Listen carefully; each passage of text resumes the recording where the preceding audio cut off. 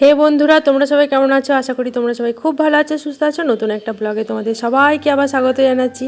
আজকে আমার হচ্ছে পুরী থেকে ফেরার দিন, তো মনটা খুবই খারাপ।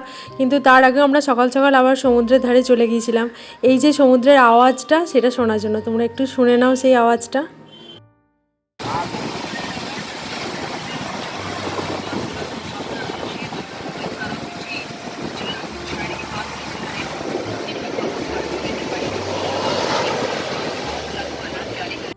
এইভাবে সমুদ্রের ধারে বসে থাকলে না কোথায় যে সময়টা পেরিয়ে যায় মানে কিছু বোঝাই যায় না, মানে জীবনটাও যেন মনে হয় এরকম সমুদ্রের ঢেউয়ের মতো অবিরাম।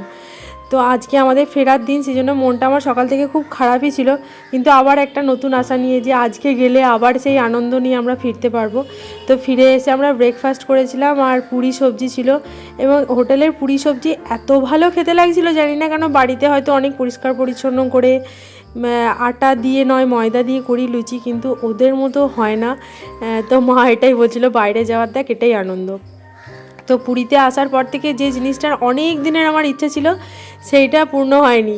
তো আমরা যখন ফিরছিলাম তখন আমাদের হোটেলটা চেক আউট করে যেতে হয়েছিল, তো আমরা সবাই ঠিক করেছিলাম সি বিচে গিয়ে বসবো। তো সি বিচে গিয়ে বসার পর হঠাৎ দেখছি যে উটটা চলে এসেছে। দেখো কোকো একটু উঠতে ভয়ই পাচ্ছে। তো এবং উটের যে ওনার ছিল উনি আর কি বললেন যে না, বাচ্চাকে একা চাপানো যাবে না, আপনাদের দুজনের মধ্যে কাউকে একজনকে চাপাতে হবে। মানে বাচ্চাকে চাপালেও যা টাকা, বড়রা চাপলেও সেই একই টাকা। টাকার জন্য নয়, আমার একটু ভয়ই লাগছিল। সেই উটে লাস্ট চেপেছিলাম আমি রাজস্থানে, থর মরুভূমিতে। সেটা একটা অন্যরকম এক্সপিরিয়েন্স ছিল। কিন্তু সমুদ্রের ধারে যে উঠে চাপা সেটা একটা অন্যরকম ফিলিংস থাকে, দেখবে। তো খুব ভালো লাগে, কিন্তু খুব ভয় লাগে। তো অনেক দিনের আমার ইচ্ছে ছিল যে আমরা ছোটোবেলায় যে আনন্দটা করেছি উঠে চেপে সমুদ্রের ধারে সমুদ্র দেখতে দেখতে যাব, কোকোও সেই আনন্দটা নেই। তো মা বারবারই বলছিল যে তোরা এতবার যাচ্ছিস, ওকে কেন চাপাচ্ছিস না, কিন্তু সময় আর সুযোগ কোনোটাই না হয়ে উঠছিল না, ঠিকমতো আমরা পারছিলাম না। তো উনি চলে আসাতে বেশ আমরা খুব খুশি হয়ে গেছিলাম।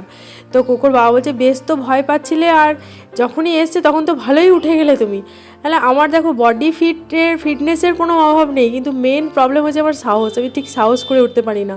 আর লালমোহন বাবুর সেই যে ঘাড়ে আর পিঠে খিঁচ লেগে গিয়েছিলো, সেই জিনিসটা আমার উঠে চাপলেই সবসময় যেন কীরকম মনে পড়ে যায়। তারপরে আবার একটা ভাবলাম যে উটের রিদমটার সঙ্গে যদি আমি ম্যাচ করে নিই নিজের বডিটাকে, মানে ও যেভাবে উঠছে মানে বসছে বা যেভাবে চলছে আগে পিছু করছে, সেইটা যদি করতে থাকি তাহলে আর আমার প্রবলেম হবে না। তো এই করে দেখলাম বেশ প্রবলেম আর হয়নি, ভীষণ ভালো লাগছিল।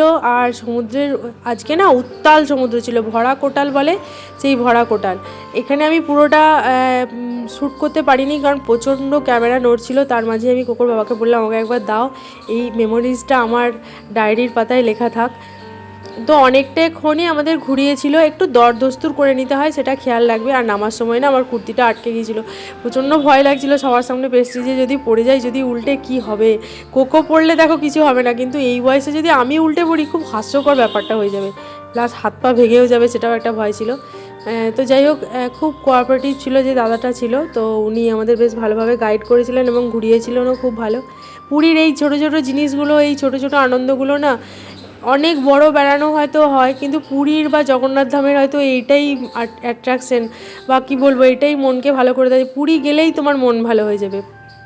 তো কোকো এর আগে অনেকবার দীঘা মন্দারমণি গেছে, কিন্তু ও বলছে মামা পুরীর সমুদ্রটাই আলাদা, ওই যে সমুদ্রের ঢেউগুলো এত ভালো লাগছিল। আর জলে একটা কারেন্ট না থাকলে হয় না। আর আমাদের দীঘার বিচ তো প্রচণ্ডভাবে ভেঙে গেছে, পাথুরে বিচ হয়ে গেছে, তো সেখানে স্নান করাও খুব মুশকিল হয়ে যায়।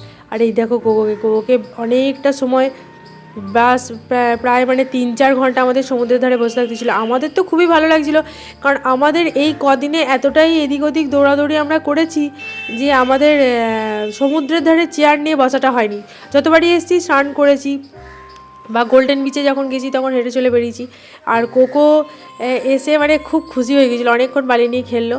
তো আজকের ব্লগটা এই পর্যন্তই থাকলো। নেক্সট ব্লগ আমার পুরীর লাস্ট ব্লগ, সেটা আমার বন্দে ভারতে আমাদের খাওয়া দাওয়ার এক্সপিরিয়েন্স কেমন ছিল, কারণ তোমাদের আমি ব্রেকফাস্টটা দেখিয়েছিলাম কিন্তু লাঞ্চ আর ইভিনিং স্ন্যাক্সটা দেখানো হয়নি।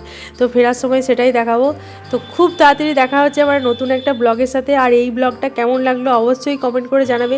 জানি ব্লগটা একটু ছোট হয়ে গেল, কিন্তু আমি এই মেমোরিজটা একটা আলাদা করে রাখার জন্যই এই ব্লগটা আলাদা করে করেছিলাম। তো দেখা হচ্ছে আবার খুব তাড়াতাড়ি নতুন একটা ব্লগের সাথে। টাটা।